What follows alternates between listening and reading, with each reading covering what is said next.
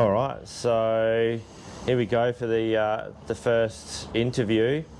Not really sure how this is going to play out. It's a bit of a new one, but this is Mick.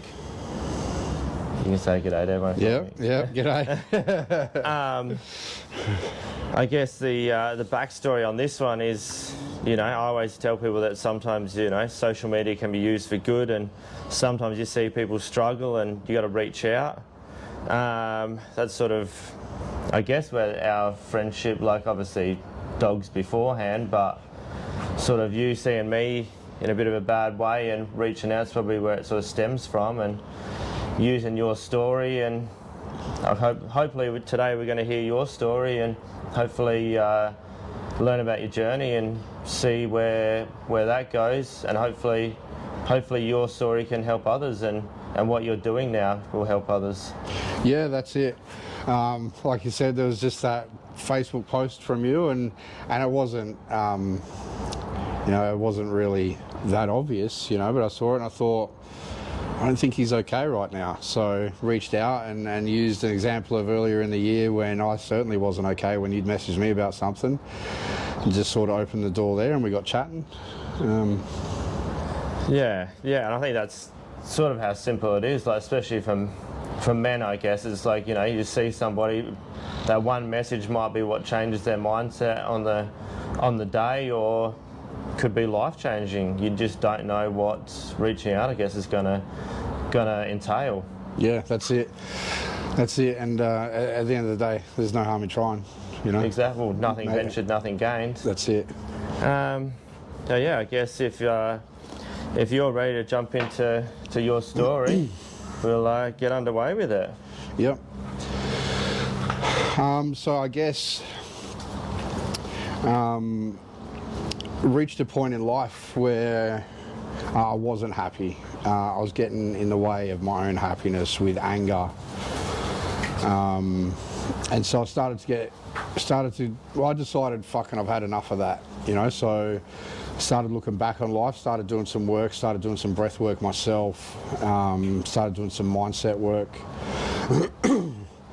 And it caused me to reflect back a long way. So, I had a rough childhood. There was a lot of violence, abusive sort of childhood. And then I ended up leaving home at, I think I just turned 15. And then went and found my dad's side of the family. I hadn't seen my dad since I was 6. And then ended up hanging out with my dad's brother, my uncle, a fair bit. And then when I was 15, got first introduced and convinced by him that intravenous drugs was a good idea. So I went sort of down that rabbit hole. The next 5 years of my life was basically a junkie. In and out of boys' homes, in and out of jail. When I was 16, I was staying at a mate's place because I didn't have a home for that whole 5 years. I was staying at a mate's place, and there was a home invasion. One of the guys was a guy that we all looked up to as kids. We thought he was this badass gangster, and we all wanted to be just like him. And as a result of that home invasion, I got stabbed in the head 3 times. The first time inwards, chipped my skull, sliced downwards, then a couple of slices, and then a few I wore on my arm as defensive wounds. Died a couple of times, once in the ambulance and went flatlining in the hospital. Luckily survived that, and then more jail, and I met this guy in jail. It was a good friend of mine for a little while. And he said to me, he goes, Mick, like, the size of you, like, why do you want to be a junkie your whole life, when you can be a bad cunt? And I was like, fuck, that actually sounds all right, Had spent, a good period of my younger years as a victim to a lot of violence. And what I know now is that, to me, was the opportunity to keep myself safe. So I went about that. Very, very quickly learnt that violence and control kept me safe. At the time, I didn't realise that. At the time, it was just like, now I'm someone, you know, and making a difference, and people valued me. I valued myself because of what people thought of me. And then got into a relationship shortly after that, and that violence and control carried through to my relationship. And I didn't know why, I didn't know what was wrong with me. What I now know, looking back, is that stemmed back to my childhood. Yeah, it was just that was my coping mechanism. If you're ultra violent and you control everything around you, then you're safe, and that worked. And the things got better after a while, but whenever a relationship was threatened or anything to do with the woman, like this, it would just pop, like there was no filter for it. And sometimes it would just be anger, like just this overwhelming anger that I didn't understand. And so after a long period of time, after 17 years, that relationship ended. I left because I wasn't happy, and went out into the world. And from what I thought was over and behind me, those sorts of feelings, I didn't know I had just controlled it to that extent. Moved out and started seeing other girls, and all those feelings, all those things came back. And what I realise now through all the work that I've done this year is that was what there was a big void inside of me, left by childhood, that a woman filled, and that's where I got my value from. I didn't know what self-worth was for myself. If you'd asked me if I had self-worth, of course I do. Like, my passport's full, I've travelled the world, I've achieved this, I've achieved that. I had joined a member of an outlaw motorcycle club, still a member of an outlaw motorcycle club. So I was like, of course I've got self-worth, but I didn't know what it was then to really love myself. So it was a woman's love that I needed to feel whole. And anytime that was taken away, there was anger, there was really severe suicidal thoughts. It got very close once, was interrupted by somebody out on a dirt road in the middle of nowhere. Just by chance, this farmer came past.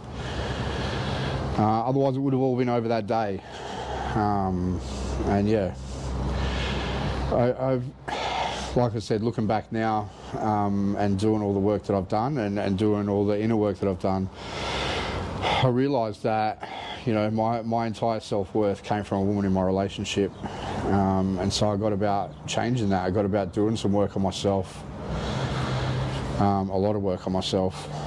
And then through doing some hypnotherapy, I discovered what it was to actually have love for myself and to be proud of myself. And so, yeah, after doing more of that, then a good friend of mine said, "Hey Mick, you know, you should get into coaching." And so that's the path I'm going down now. I guess one of the major things we had in common is something I've missed out of that whole story, was the drinking and the drugs. You know, like I tell people all the time, they go, "Oh, I've got an addictive personality." Bullshit, you do. You have a predisposition to escape the noise in your fucking mind, and that's what I was doing. 6 years ago, I went through some hard times, and I was drinking like 3 bottles of Galliano a day. As soon as I woke up, I had a bottle in my hand and would just drink myself to oblivion all day just to quiet the noises in my head. And then after that sort of wore off, I kept drinking, but I didn't realise that I was drinking to escape. You know, again, I just thought I had an addictive personality. There was doing a lot of coke, drinking a lot of alcohol, cocktail bars 5 nights a week. And then I would reach a point every time where I would just black out. And when I blacked out, that could go anywhere. I could be a lot of fun, or I could be a violent cunt.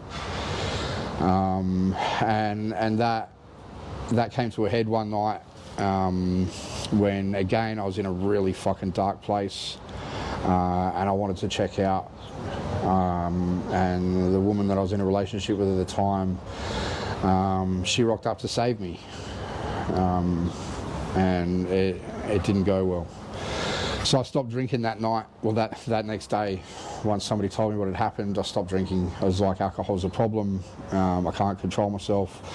And I spoke to a good friend of mine who I'd reached out to start doing some breath work with, and he told me then, he goes, Mick, alcohol's not your problem. You know, it's the fact that when you drink and it shuts down that frontal lobe that filters you and it stops you from doing things that aren't a good idea, that's all gone and it all just spews out. And he's like, your problem is all the fucking inner trauma and that inner anger that you've never processed, that you've never worked through. Now it's built up to a point that when you drink, it just spews out. And at the time I didn't believe him. I thought, nah, I can never touch alcohol again. But I have since. I don't even enjoy drinking anymore, but a few weeks ago I had a beer. It's fine. Like I took an hour to finish it, whereas ordinarily I would just scull them. But yeah, it was good. That was important for me to know that I had that control and that was right, you know. It was just all the inner trauma that I hadn't worked through. I think a lot of men and women are all like in the same boat there with like you're drinking, taking drugs just for that escape, to see everything else is blocked out of your mind. Like it's just a one-way street. And there is no voices, even on the nights where you sit by yourself and you find yourself just drinking, because the more you drink, the more the voices aren't there, until you start to get to that blackout stage. That's when it all starts to go pretty pear-shaped. Yeah, that's right, you know, and it's so many people, like I see so many people do it, you know. And then how many people do you hear that like, oh, I'm an angry drunk, you know, or this alcohol makes me angry. It's all a load of shit, you know. None of us are born angry. We're pretty quick to use it as an excuse. Exactly right. But yeah, now I know that I'm not an angry drunk, you know. I just had a lot of shit in there, a lot of hate, a lot of anger, a lot of emotion that I hadn't suppressed. And you know, as children, we're not taught to process our emotions, you know. No. Hopefully moving forward, the next generations, that becomes more looked at for all the right reasons, rather than the old school just man up, deal with it, get over it. Well, as a child, you know what I mean? Like, so many kids out there, when they cry, it's like, stop crying. What are you crying for?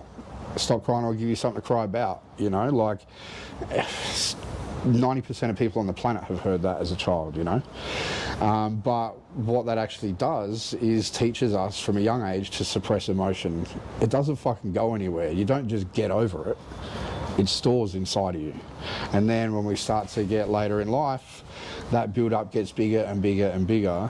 And as soon as there's a crack, then it starts to spew out, you know, with an immense amount of pressure. And I think that's where, like, you know, it builds up, and then a lot of people turn to, you know, drugs, alcohol, something else, and that just opens that crack up like tenfold. It ends up becoming like a volcano in the end. Exactly right. The more that pressure builds up, you know, and our anger feeds into guilt, you know, and then we start to feel with guilt, and we've got more emotion we're suppressing. Especially the morning after, because you have no clue what you've done.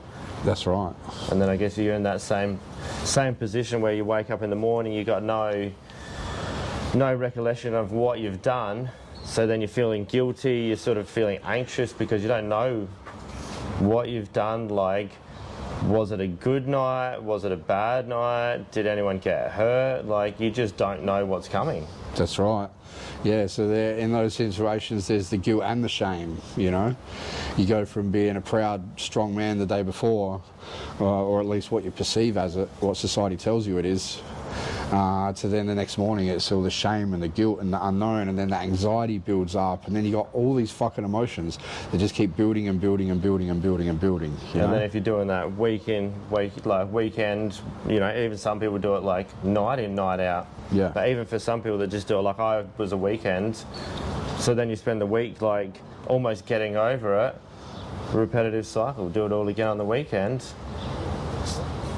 Just, it doesn't stop. That's it doesn't right. stop until you're, I think like you said to me, like no one's coming to save you. Like, you've got to want to save yourself, and you've got to be willing to make changes. Yeah. Yeah, and that was the moment I realised that nobody's coming to save you was a powerful thing, because like, I've been strong, you know, I've worn that mask my whole life, well, not my whole life, you know, but my whole adult life of strength always, but you know, deep down inside there's that child that never got to let go of that shit, you know, that nobody ever saved. That child's still in there, and that child still wants to be saved, you know. But only you can save that child. That's right. Yeah, yeah. I believe that's still the issue, that lots of us either don't want to break a cycle, or we don't know how. Yeah. You know, I think but a lot of us just want someone else to save us, rather than, you know, like, I had friends of mine that were like, dude, I've watched this, like, spiraling out of control, but it doesn't matter what we say to you, like, you were still going to do the same shit week in, week out, so all we could do is just sit next to you and go with you on the ride, like, until you were willing to actually step up and make the change yourself. That's right. That's right. And I had plenty of people tell me, you know, plenty of people tell me, like, just, for instance, just stay single for a while. Just enjoy being by yourself for a while. But I didn't know how, because I didn't have that woman's love as a child. I needed a fucking partner. That was the only thing that made me feel worthy. If I had a pretty girl next to me, then that made me something, you know, that filled that void inside of me. So I'd always jump into relationships, and then they would fucking fail, you know. And because I needed a woman to fucking save me, you know? Yeah. I needed somebody to be able to fucking understand me, fucking, and, you know, to make me happy. That comforting, nurturing feeling. Yeah, yeah. It's like deep in my unconscious mind, you know. That's what makes you happy, you know. And funnily enough, that's why, you know, I left the mother of my children, because it had gotten to the point where we weren't happy, you know. I was like, well, you don't make me happy anymore, but it's nobody's fucking responsibility to make you happy, you know. It's your responsibility to make you happy. It's your responsibility to fucking love yourself, you know. Which most of us don't. That's right. We love trying to be perceived as like we love ourselves, and yeah, we've got all this cool shit, but deep down it's just a big mask. Yeah. We all know how to feed our ego, you know, and how to gather shiny objects, you know, that make us feel good temporarily. But actually loving yourself, it's not a fucking emotion. It's treating yourself with love every day. You know, like I've said previously, if we were to be given a child, right, and it's your responsibility, like our own children, it's your responsibility to love that person and to keep that person safe through life. The amount of if that was us in a second person, the amount of different choices we would make are fucking unbelievable. The amount of choices we make if our kids fail at something, we tell them, that's all right, mate, practice makes perfect. Yeah, we can be so fucking hard on ourselves. If our kids do something bad, we forgive our kids. Yeah. We very rarely forgive ourselves. Most of us don't know fucking how to forgive ourselves. I didn't. And I think the other part is like you almost go out of your way to help other people, because you don't want other people feeling how you did. And I think the other part of it is it's easier to help other people than to help yourself, because you don't know how and you don't want to, I think, deep down. Yeah. Yeah, that's right, and a lot of people, the unconscious thing there, you know, if I love enough people, if I help enough people, then I'll get that love back, you know. But we don't need it externally; we need it internally. You know, that's where it comes from. That's where it counts. So, yeah. Can we go into the depression side of it and how that's affected you and? Yeah. I know it's probably a triggering. No, not at all. Not at all. You know, the depression side of it, you know, that was when the anger left. that was when the depression would start, and that's when the suicidal thoughts would start, and it would be like, you know, I'm never gonna be happy. I'm never gonna have this. Like, this is my curse, you know. And how did that? I guess because people here don't know the backstory, but you've dealt with the other side of depression as well. Yeah, that's right. Yeah. So do you feel guilty afterwards because you know how it feels, but then you get yourself to a situation where you think you have no other way out but to just end it, even though, you know, you've felt what that's actually like? Yeah, 100%. Like, I lost my uncle to suicide when I was 6 years old, and then I lost my dad to suicide when I was 16 years old, and that leaves a fucking hole, you know. Even though from 6 till 15 I didn't see my dad, but it was always that father figure, that father figure that I filled with so many other people throughout my life without realizing. Every major achievement, you know, when I became a member of the club, when I had my son, when I fucking bought a nice car, like, everything is like, I just wanted my dad to be proud of me, you know, but I just didn't have one. So yeah, I know the hole that leaves, but also because of him and my uncle, and then all of my struggles, I got to the point where I believed that was just my destiny, you know, and that also weighed in the back of my unconscious mind that, like, it's only a matter of time till you check out. And the fucking scary thing about that means it's only a matter of time until your son checks out, because that's what males in our family do. You know, life just gets too fucking hard, and it just... And both men was relationship-based suicide. Like, yeah, both had just had massive arguments with their partner, threat of breakup, and just couldn't go on. Which is, I think, you know, to be honest, that's, you know, not putting pressure on women, but that's like a lot of men check out for that same reason, instead of like actually learning to process their emotion and deal with it. That's right. They just, you know, in the heat of the moment, you make this rash decision that you can't take back. That's right, because we never processed that fear from childhood, that anger from childhood, that fucking fear of being alone, and that hole inside of us. In those moments, you know, there's either the anger first, or sometimes there's no anger first. It's just that fear of being alone, you know, that fear of never having someone love you enough. Well, and I think you get to, like, for me, it just got to a point where it's like, well, at some point everyone's going to leave me, because, you know, everyone either dies or they move on, and it's like, you get to a point where you're just like, well, everyone's gone anyway, so what difference does it fucking make? That's right, yeah. Yeah, why get attached? It only ends in pain.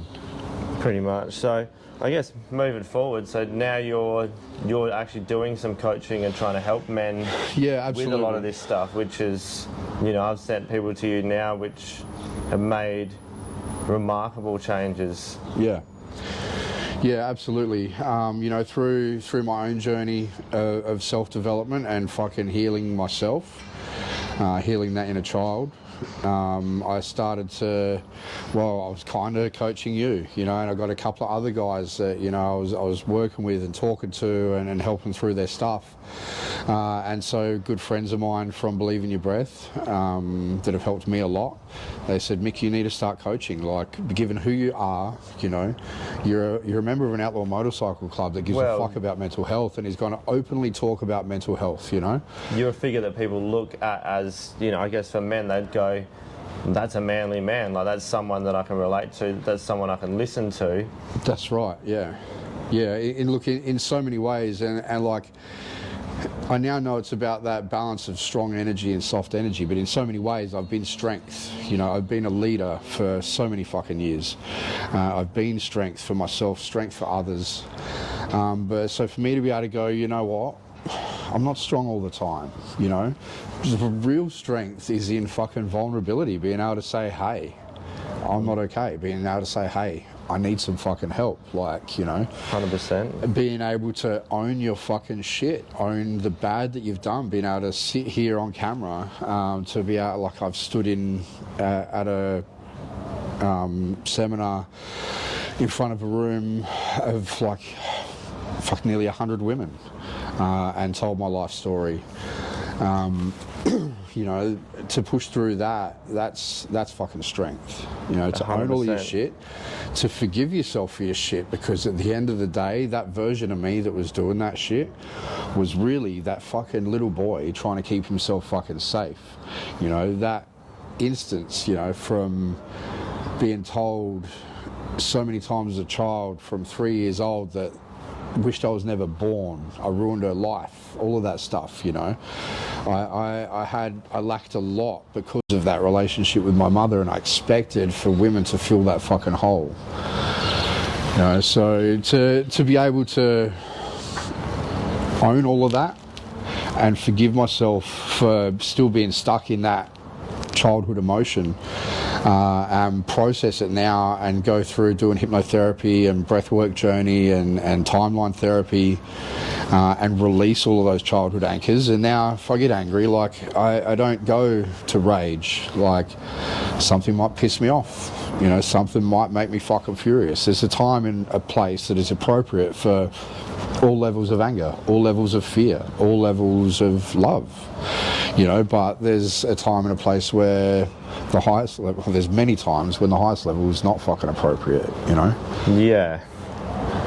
I think the hardest part is learning to control them situations, or getting, you know, going to see someone working on yourself so that you learn the tools, so when you put in them situations, you know how to deal with it, rather than it just go from 0 to 100, because that's what you know. Yeah, and look, for me, in the earlier stages of doing this work, I thought, okay, you're not allowed to get fucking angry. Anger's bad. I had a lot of guilt and shame around anger. So I would remove myself from a situation until I calmed down, and then I'd think about it and I'd process it, and then I'd be okay. Which was... That sounds like it'd make you more dangerous now. Yeah, it made it a little bit better. Yeah. But I still had that massive, overwhelming emotion. And so I'd remove myself from the situation. And then I'd still get a little bit of guilt for having that emotion. I'd try and convince myself that it wasn't anger, you know, I was just getting emotional. But yeah, it wasn't until a particular breakthrough breathwork journey where I went back to an event when I was 6 years old, and fucking, like, in a room full of 120 people at that session, I cried for like 45 minutes, you know. And when they were bringing us back to the room, like, I had hold of my t-shirt, I couldn't let go, I couldn't leave that little boy there to suffer. And so I didn't know what that meant at the time, but what it meant was I'd released all of that emotion from that. I was allowed to process that. I let all of that fucking go, and that just lifted such a big weight off of me. And then doing hypnotherapy, learning about childhood anchors on so many things. Like, you see someone get angry and it's like they're behaving like a child, they're having a tantrum, however you put it. It's because your anger is still anchored back to 3-year-old you or 5-year-old you, somewhere between 0 and 7. That's our imprinting age. Between 0 and 7, we are only unconscious mind. We're a sponge absorbing everything.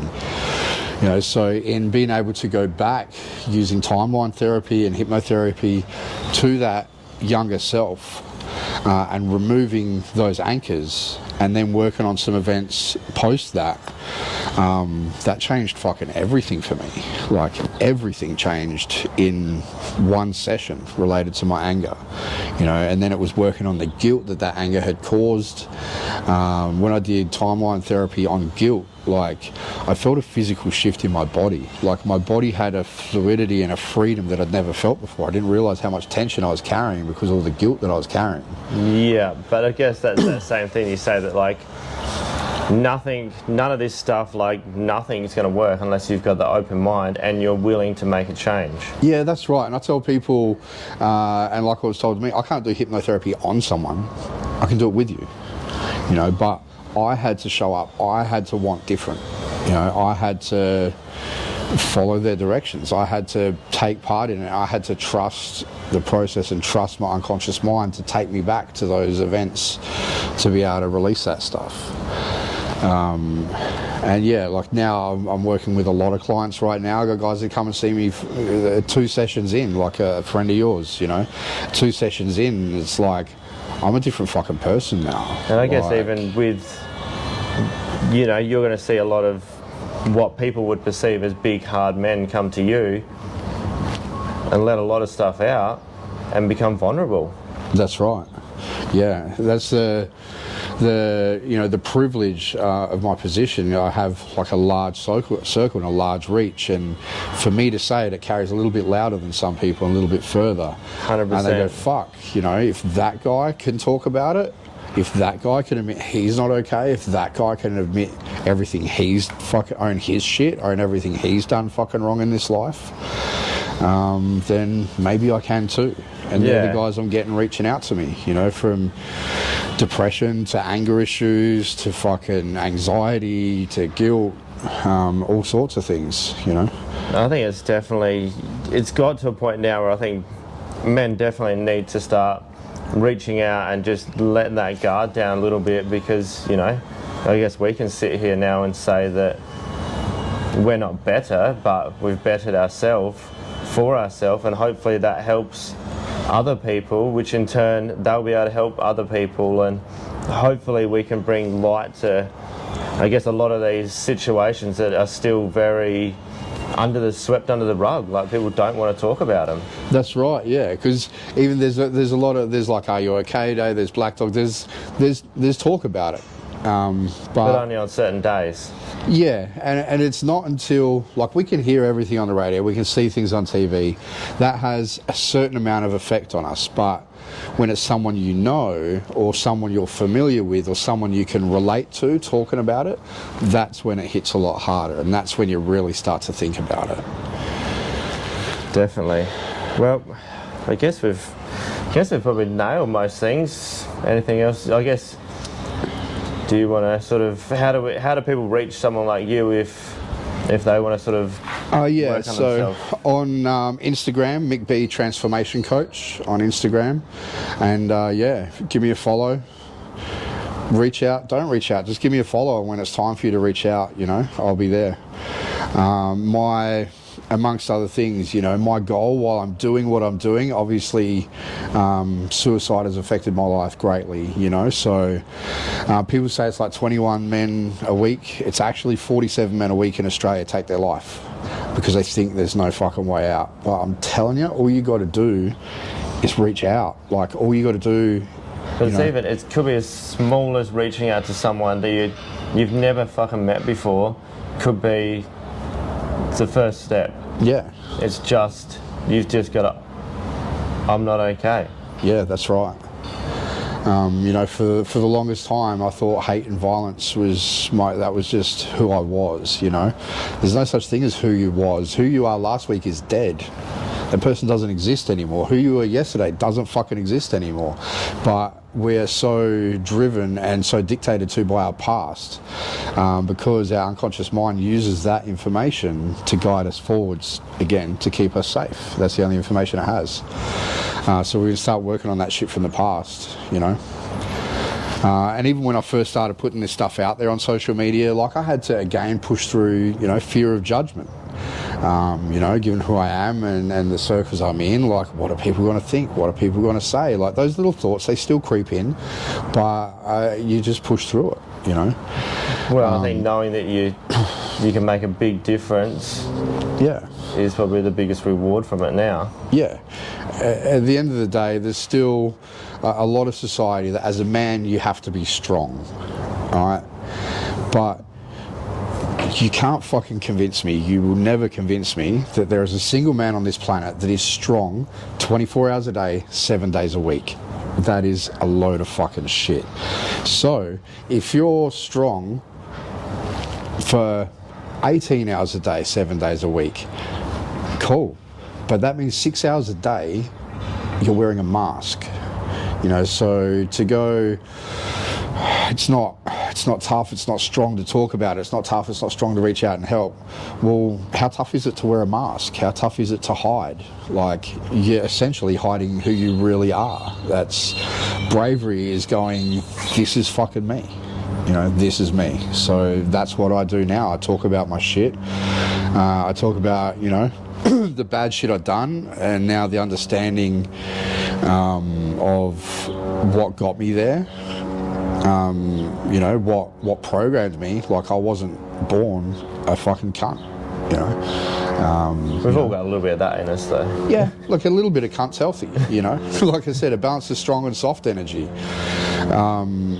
But, you know, and then now what I know, as you've been able to get on there and talk about yourself, about what you've been through, you know, and that's helped a lot of people. You know, I've gotten further and further down that line, and so I know what the fucking light on the other side of that looks like. I know what my life looks like now. I know how I feel within myself. I know how much happier I am with myself. And yeah, like, I was just like, I just want to help everybody get to that. Yeah, because there's still a lot of people out there that are like, I can't be saved, there's no light at the end of the tunnel, I'm just going to give up. I think we can sit here and both say, there fucking is. Exactly. Doesn't matter how bad your story is, or how good it is. Yep. There is definitely light at the end of the tunnel. Absolutely, absolutely. All you got to do is say enough is enough. That's it. The moment you say enough is enough and start looking for answers, or reach out, you know, reach out to me. I know a bunch of other coaches, you know, hypnotherapy, timeline therapy, even NLP, neuro-linguistic programming, the way that we communicate with our unconscious mind every fucking day, the bullshit stories we tell ourselves in our mind about what we're good enough for and what we're not, that's just who I am. They're all bullshit fucking stories. That's the way we're communicating internally. You can change all of that. You can change absolutely everything about that. You know, breath work as well is so powerful. You know, just doing my daily breath work took me out of fight or flight mode that I had been in for probably 20 years. So yeah, there's not just hope, there's fucking guarantee that there's another side to all this shit. Like, it's not, you're not stuck there, you're not defined by your past. Yeah, there's always more waiting for you. You just have to choose it. I think you probably just left it on the best end note we probably could, I reckon. Yep. All right. Thank you, sir. No worries, mate. Thank you.